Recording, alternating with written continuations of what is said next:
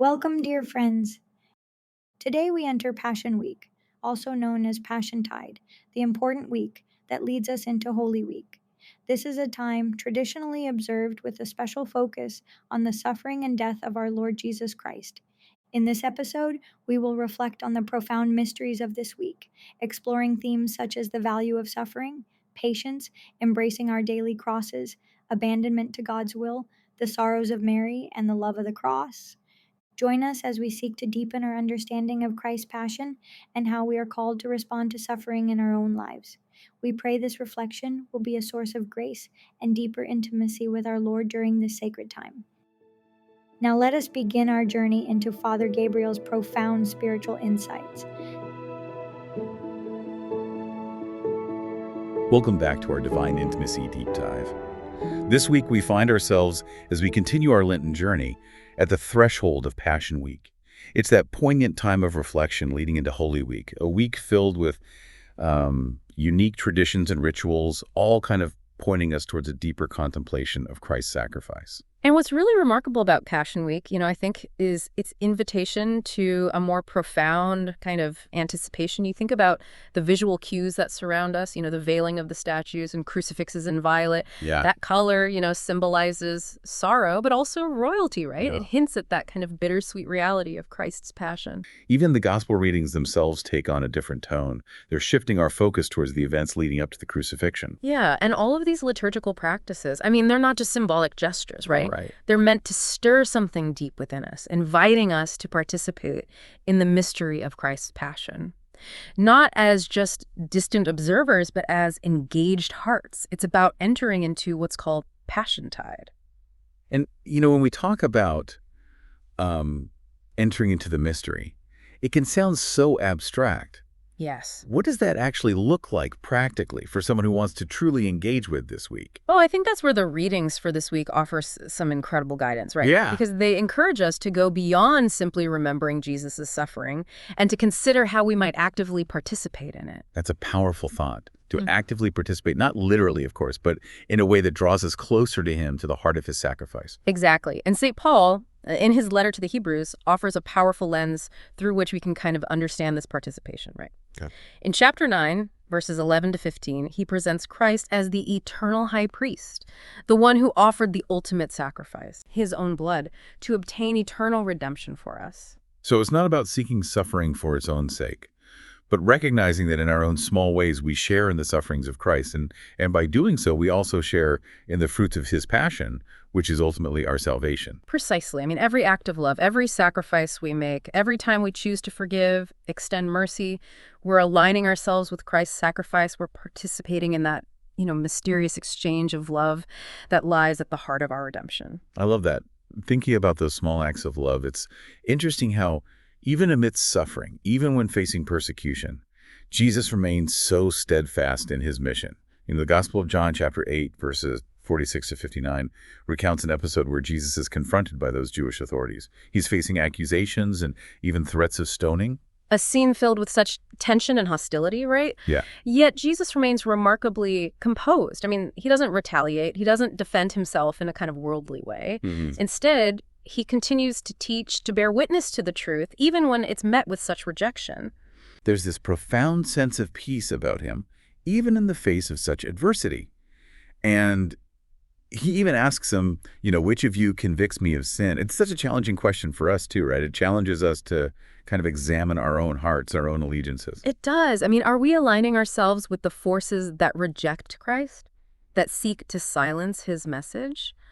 Or are we choosing to stand with him, even when it's unpopular, even when it costs something? Because following Christ inevitably means facing some degree of opposition, right? Of encountering those who don't understand or who may even ridicule or persecute us for our belief. That can feel daunting, especially in a world today where faith is so often met with skepticism or outright hostility.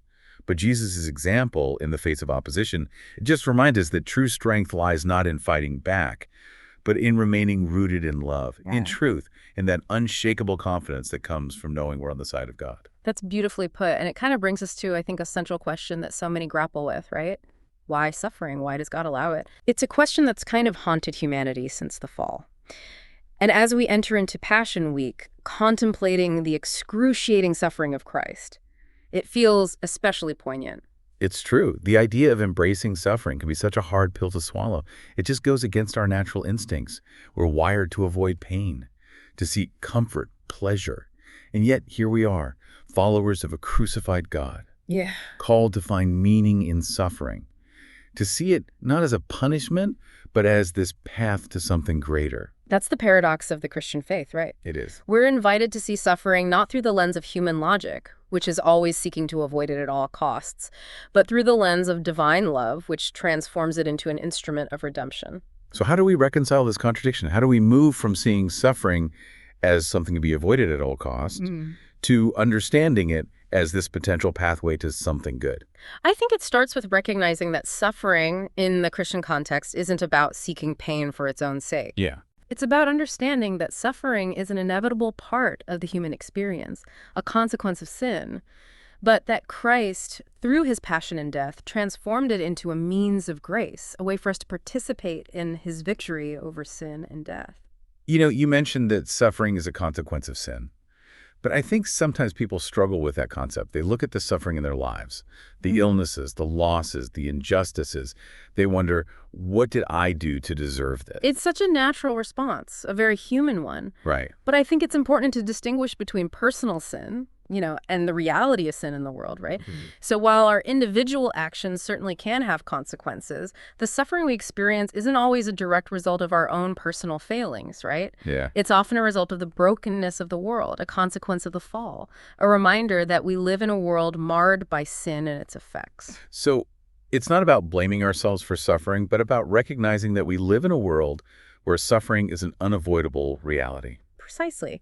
And I think what's remarkable about the Christian faith, it doesn't offer us easy answers or platitudes in the face of suffering. It doesn't. It doesn't tell us to just ignore it Yeah. or pretend it doesn't exist. Instead, it invites us to enter into the mystery of suffering, to see it through the lens of faith, and to find in it, however improbable it may seem, a path to healing, to growth, to a deeper union with God. That's a profound thought. But it's one thing to say that. It's another to actually live it, to embrace suffering when it knocks on our door, when it disrupts our plans, when it challenges our very sense of who we are. You're absolutely right. It's not easy. It's a lifelong journey, a process of learning to see with new eyes, to trust in God's providence, even when we don't understand, even when it hurts. It's interesting, as we talk about this, like trusting in God's providence in the midst of suffering. I'm reminded of the words of St. Teresa, where she says, Lord, either you make me suffer less or you give me more strength. And I think that really captures the struggle we all face when pain enters our lives. Yeah, it does, doesn't it? It's so human to want the suffering to stop, Wow. to ask for relief. But as we've been talking about, the Christian perspective really challenges us to see these trials as a path to something deeper. But finding that strength to do that, especially when we're so depleted, I think that's where the struggle lies. I think that's where our faith offers something truly remarkable, right? Yeah. It doesn't leave us to rely solely on our own limited strength. Cast your care upon the Lord, and he shall sustain thee. It's not just a nice thought, it's a lifeline. It is a beautiful promise. But surrender is so hard. To truly let go and trust that God has a plan, even when we can't see it. I mean, that requires a level of faith that can feel so out of reach when we're hurting. You're so right. Surrender is hard. It's a letting go of control. And that goes against our natural human instincts, but clinging tightly to our own understanding, trying to force our own solutions, that only creates tension and resistance and ultimately, I think, more suffering. So you're saying that acceptance, even of things we don't understand, that's a step towards peace. That it's not about the pain going away, but it's about changing how we relate to it. Exactly. And, finding peace in suffering, it doesn't mean the pain magically vanishes. It's about resting in the knowledge that even when we don't understand, God is still in control. He's still working for our good. And that's where I think true peace, true surrender begins. But how do we cultivate that trust, that deep sense of abandonment to God's will? I mean, when pain hits, everything in me screams for relief, for escape, and it feels almost impossible to simply surrender. It is a process. It's a journey of faith. We can't expect to reach perfect surrender overnight, right? Right. And so it starts small, It's choosing to respond with grace instead of grumbling when those little, daily annoyances pop up.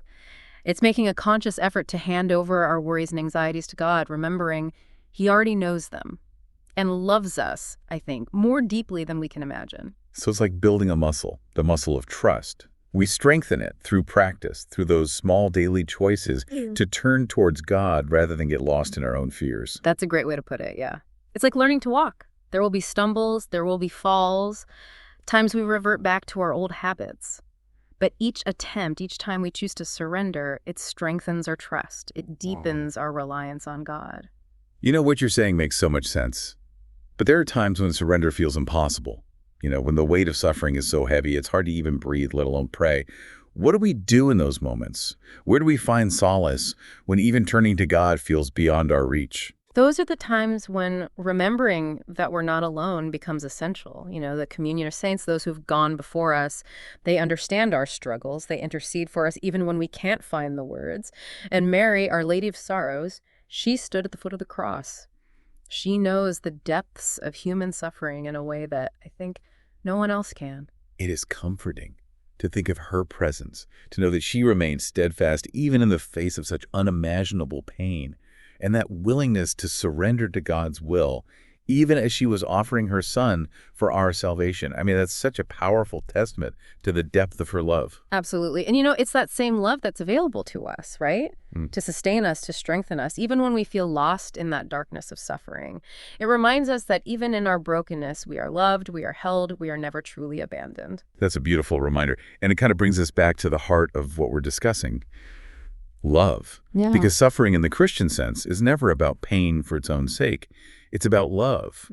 God's love for us poured out on the cross, and our love for Him expressed in our willingness to embrace the crosses that He allows in our lives. Precisely. It's not about seeking out suffering, but it's about recognizing, I think, that transformative power of love that it can hold. And it's in surrendering our pain, in offering it up for the good of others, that we start to, I think, grasp the mystery of the cross, that mystery of love that's powerful enough to conquer even death. While all of this is so deeply profound, I'm curious about the more practical implications. How does this transformative love you're talking about actually manifest in our everyday lives? How do we take these theological concepts and translate them into action?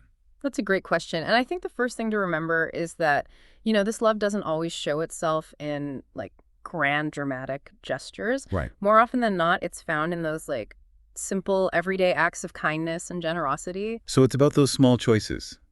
To be compassionate instead of indifferent, to go out of our way to help someone, to be generous even when it's inconvenient. Exactly. It's about seeing the face of Christ in everyone we encounter, Yeah. The stranger on the street, the coworker who's having a tough day, even that family member who just pushes our buttons. It's about choosing to respond with love even when it's hard, even when it requires sacrifice. It's easy to feel like those small acts don't really make a difference, especially when we see so much suffering in the world.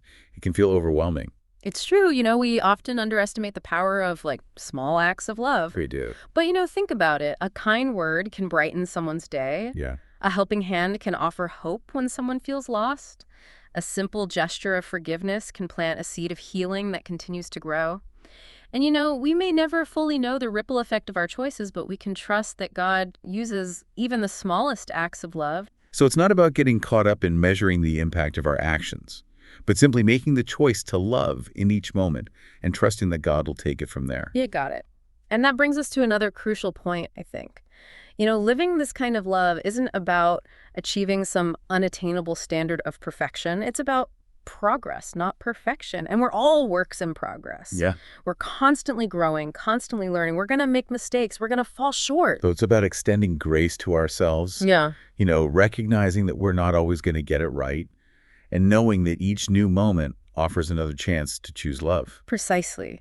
We learn from our mistakes. We pick ourselves up when we fall. And, we keep striving for that deeper union with Christ, allowing His love to transform us from the inside out. It's a lifelong journey.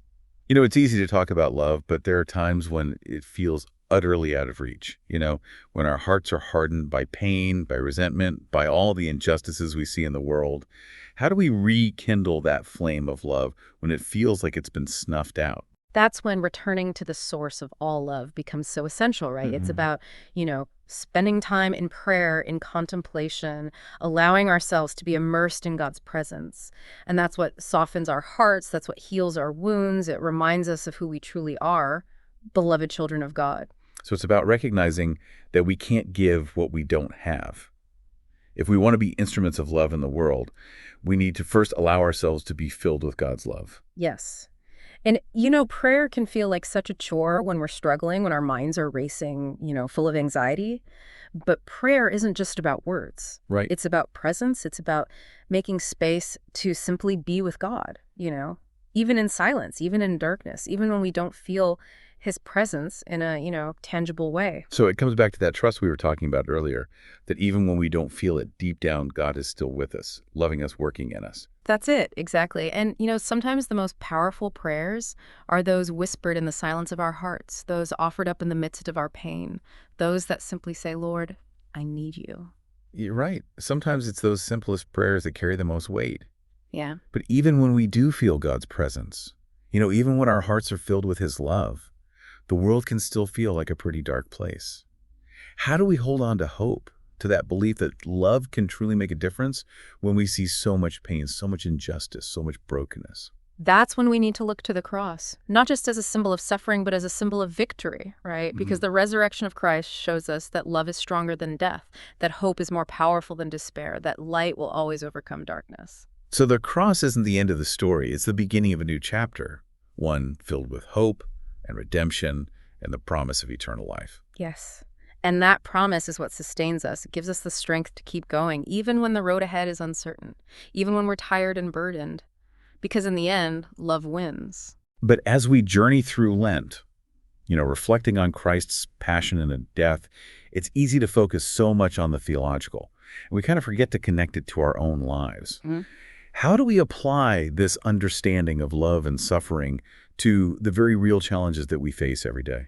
That's such an important question because ultimately the power of the cross isn't about, lofty ideas. It's about transformation. It's about allowing that love to shape how we live, how we love, how we face, all the difficulties and joys that come our way. So it's about taking these truths that we're discussing and actually letting them shape our thoughts, our words, our actions. Exactly. It's about letting the love of Christ, flow through us, becoming channels of his grace in the world.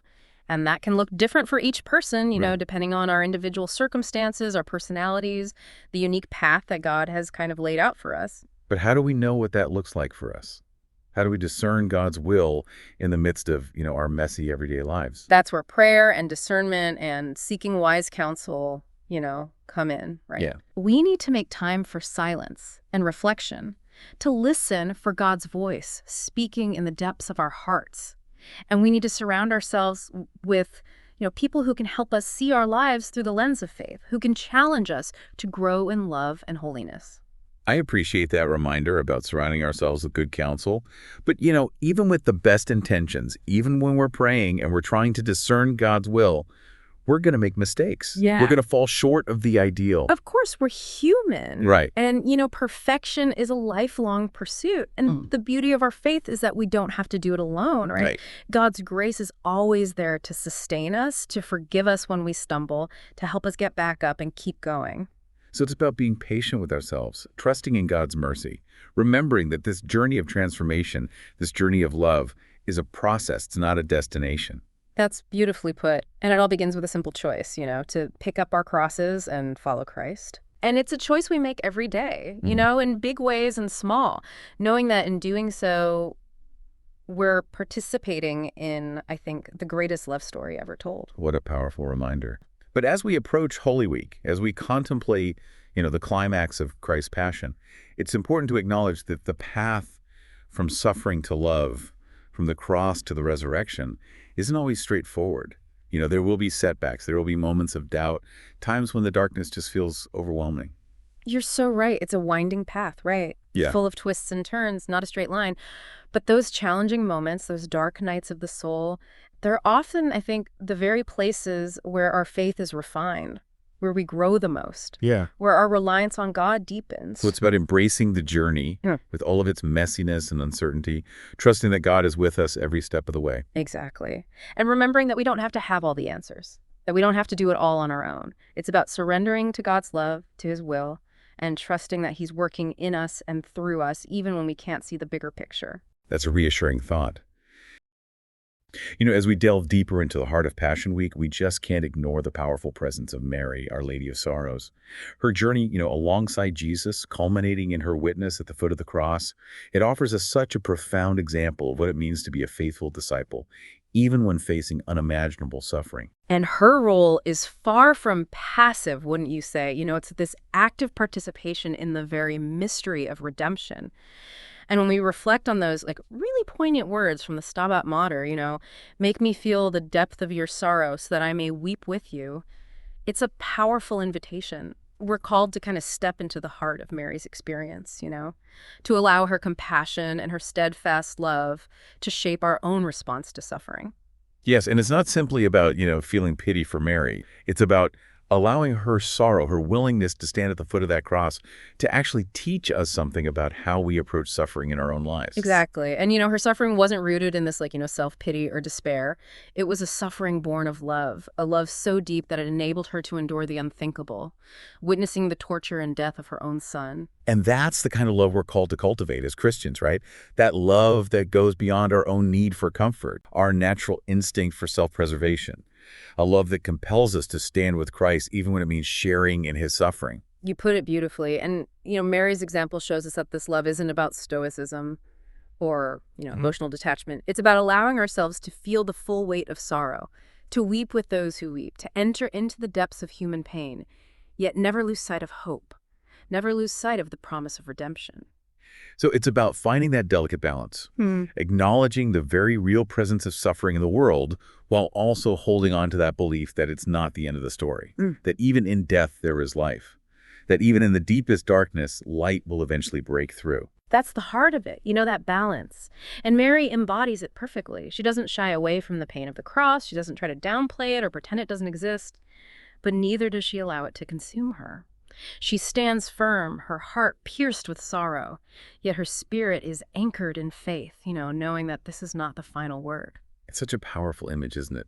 To stand with Mary at the foot of the cross, to allow ourselves to be truly present to the suffering of the world, to feel the weight of it without being crushed by it. It's an image that can sustain us, I think, when we face our own trials. Yeah. And it's in that space, that place of shared sorrow and unwavering hope, that we can begin to, I think, grasp the transformative power of the cross. And we start to understand how suffering, when embraced with love, can become a source of redemption, a pathway to a deeper union with God. But it's not enough to simply observe Mary's sorrow from a distance, is it? There's a call to action here. An invitation to participate in the mystery of redemption that unfolds at the foot of the cross. You're absolutely right. And, the Stabat Mater reminds us, may I bear in my heart the wounds of Christ.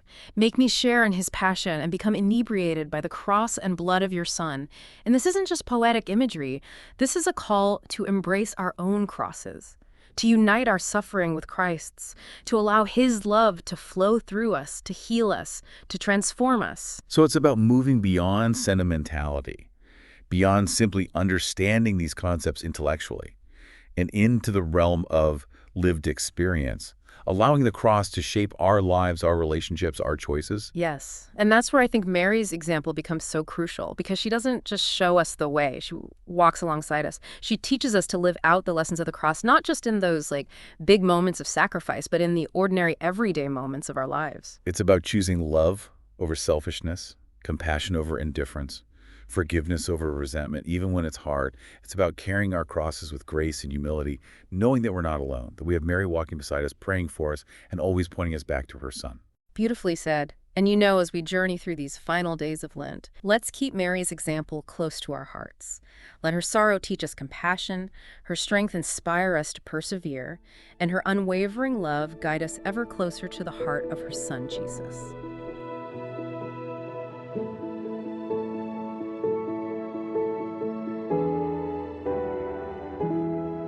Thank you so much for listening, praying, and being part of this journey. I hope these words have inspired and uplifted you. Until next time, may God bless us and keep us close to his heart. Take care and see you soon.